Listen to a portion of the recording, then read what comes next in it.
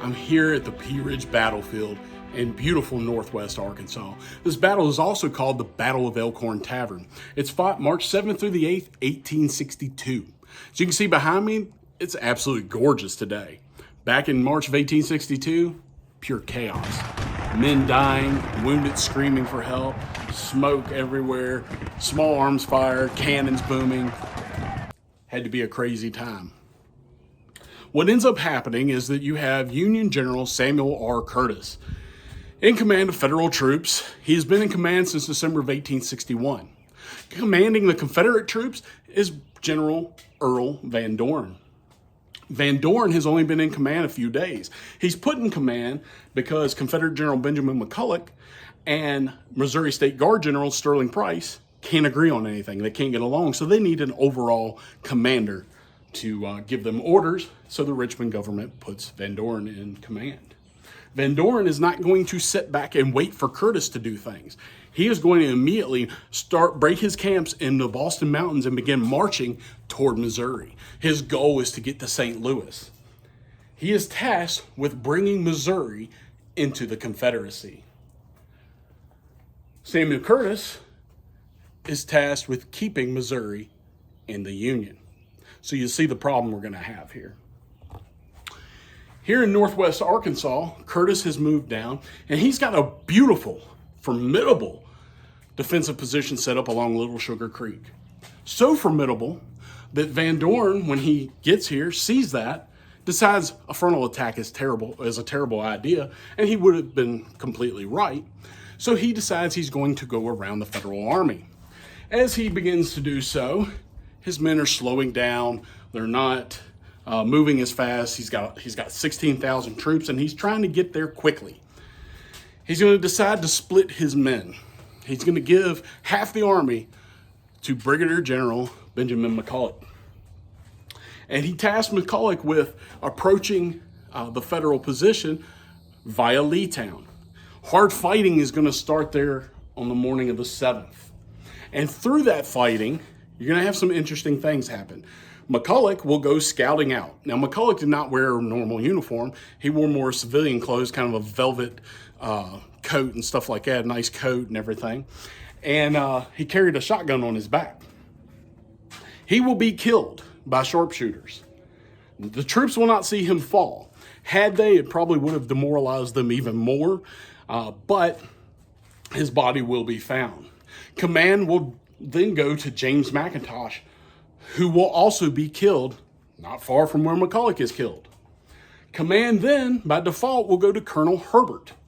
The problem is Herbert is over in the woods awaiting orders. No one can find him. He has no clue he's in command. So we have an issue, a crisis in command.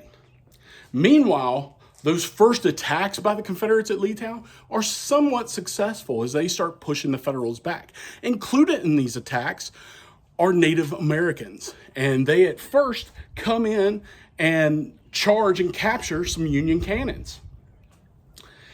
As they do so, there's a possibility that they scalp some of the Federal soldiers, which becomes a thing later after the battle. But anyway, they capture the guns, and they're very excited.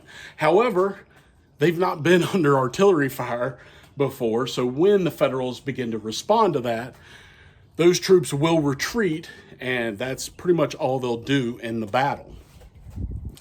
Confederates and Union troops will fight very hard at Leetown. It'll be a hellacious fight there. But the Confederates are not able to dislodge the Union troops on this side.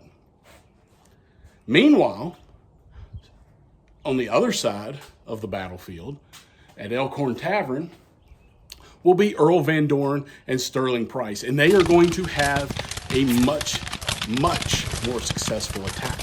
They will attack the Federals and push them through Elkhorn Tavern on the other side of it, and they will capture Elkhorn Tavern after some extremely hard fighting. Now, the Confederates will then make another charge, but that charge will be repulsed. So now the armies will be facing each other. During the night, Samuel Curtis is going to move his men around. He says, I ordered General Sigel and Davis, we're talking about Franz Sigel, and Jefferson C. Davis, to move their divisions during the night and form on the left of Carr's division, and be ready to renew the battle at daylight. The enemy will concentrate his whole force at Elkhorn. We will fight him there tomorrow.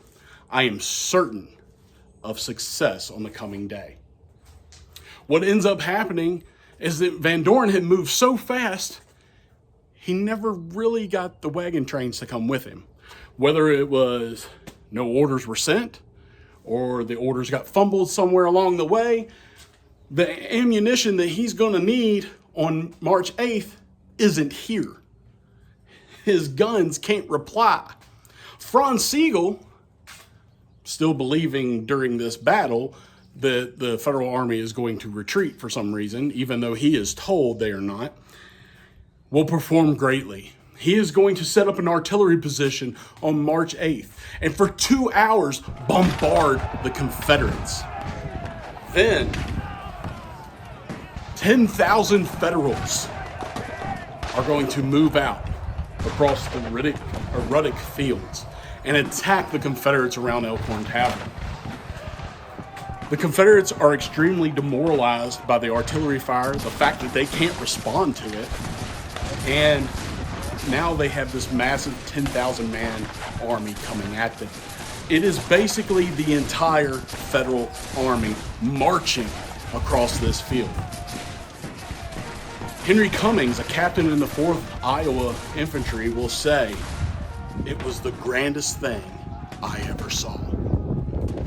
I don't know of any other battle where an entire army charges across a field. But what happens is that charge will break the Confederates. The Confederates will end up having to retreat from the area, and they will actually move east, west, and south to get away from the Union troops. And it's just going to be an absolutely devastating defeat for the Confederates here in March of 1862. This battlefield is absolutely gorgeous. If you want more detail, you can actually look up, there's several videos on YouTube, but you can also look up the Battlefields and Bourbon podcast. I was there with those guys and was able to do an episode on the Battle of Pea Ridge, a little more detailed. But if you get a chance, come out here. This is one of the most pristine battlefields I've been on, and it's absolutely breathtaking.